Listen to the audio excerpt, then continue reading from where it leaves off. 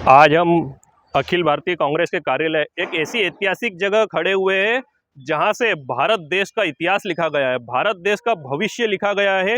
यहाँ पर बड़े बड़े लीडर, चाहे महात्मा गांधी हो, जवाहरलाल नेहरू हो, इंदिरा जी हो या फिर राजीव गांधी जी हो, सभी ने यहाँ से संबोधित किया है देश को। और एक इस देश को, भविष्य इस देश का लिखने के लिए जो इबादत लिखी गई है वो इसी जगह से लिखी गई है। इसी जगह में हमारे बड़े बड़े दिग्गज नेता यहाँ पर आए। पर मैं आज जनता से पूछना चाहता हूँ, क्या इन लीडरों ने जिस देश के लिए, आज़ादी के लिए जो शहीद हो गए, जिनने अपना पूरा जीवन खपा दिया, क्या ये देश आज के वर्तमान में, क्या ये वही भारत देश है?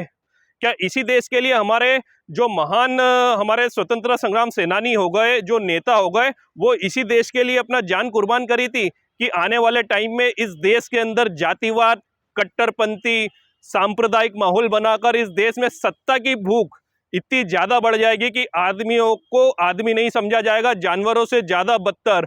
मुझे तो आज इस जगह पर आकर ऐसा प्रतीत हो रहा है और इस देश की वर्तमान स्थिति देखकर ऐसा लग रहा है कि अंग्रेजों से ज़्यादा अत्याचार इस टाइम पर हमारे साथ हो रहे हैं। आपस में जातिवाद करके हर जाति को आपस में लड़ाया जा रहा है। हर जाति दूसरी जाति के ऊपर अपना स्वामित्व स्थापित करना चाहती है, उसे दबाना चाहती है।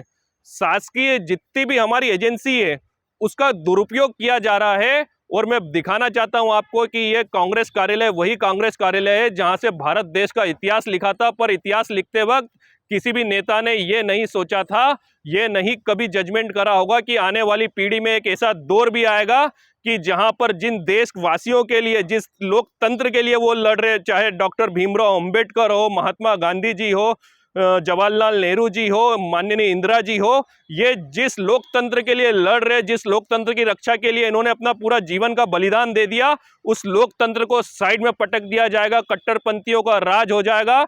और इस देश में सबसे बड़ी समस्या जो खड़ी कर दी जाएगी वो पूंजीवाद की कर दी जाएगी। पूंजीपति इतना ज्यादा पावरफुल हो जाएगा कि वो पूरी की पूरी सरकार, पूरे के पूरे प्रधानमंत्री को अपने कंट्रोल में रहेगा और महंगाई चरम पर बढ़ जाएगी। बोलने वालों की आवाज दबा दी जाएगी, मीडिया भी इनकी चाटुकार हो जाएगी।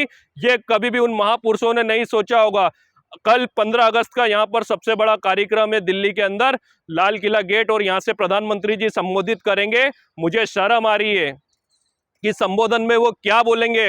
मणिपुर की हालत देख लो, हरियाणा की हालत देख लो, हर जगह पर, हर स्टेट के अंदर परेशानियां चल रही है, यौन शोषण। मणिपुर के बारे में तो बोल के आंखों में से पानी आ जाता है कि मणिपुर की आज हालत क्या है। वहां पर गैंग रेप और घर जलाना, एक तबका दूसरे तबके को मारने पे आमादा है। इन सब के बारे में प्रधानमंत्री कुछ नहीं बोलते। कल 15 अगस्त का दिन है, क्या बोलेंगे वो कि उनने उनके दोस्तों को, पूंजीवादियों को इतना ज्यादा पावरफुल कर दिया है और पूंजीवादियों के चक्कर में इस देश की आम जनता जो कि महंगाई की मार से मर रही है, पर प्रधानमंत्री को कोई फर्क नहीं पड़ रहा है। फर्क, विपक्ष कितना भी चिल्ला ले, प्रधानमंत्री को कोई फर्क नहीं पड़ रहा है। देश का हर एक आम आदमी परेशान चल रहा है इस देश के अंदर, पर प्रधानमंत्री के कान में जू भी नहीं रेंगती है। वो वही पॉलिसी को लागू करते हैं जो पूंजीवादियों के हित में होती है। कर्जा भी इस देश में लाखों करोड़ रुपए माफ होता है तो पूंजीवादियों का होता है।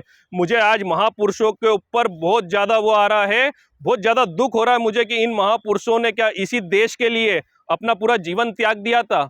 क्या ये वही भारत देश है जिसके लिए उन्होंने अपना पूरा जीवन लगा दिया है कि यहाँ पर हिंदू मुस्लिम लड़ेंगे, दलित ब्राह्मण लड़ेंगे, क्षत्रिय जाट लड़ेंगे, सब आपस में, सारी कम्युनिटी को आपस में लड़ाया जा रहा है। और सिर्फ लड़ाने का एक ही काम है, सत्ता की भूख।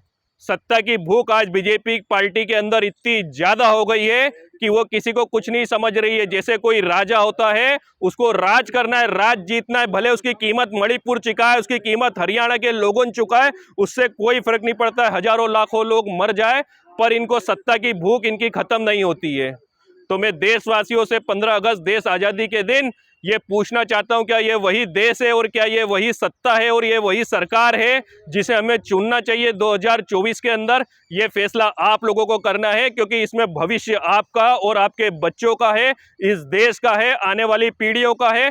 आने वाली पीढ़ी हमसे सवाल करेगी, जब पूंजीवादी दौर आया था, पूंजीवादी लूटने के लिए जब इस देश के ऊपर काबिज हो गए थे, एमएलए से लेकर सांसदों को जब खरीदा जा रहा था, तो उस वक्त आप क्यों चुप थे? जब आने वाली पीढ़ियां ये सवाल करेगी तो उसका जवाब हम लोगों के पास नहीं होगा। उसका जवाब देने के लिए हमको बहुत गहराई से सोचना होगा। जय हिंद। मैं राहुल नियोरे, सचिव मध्य प्रदेश कांग्रेस कमेटी।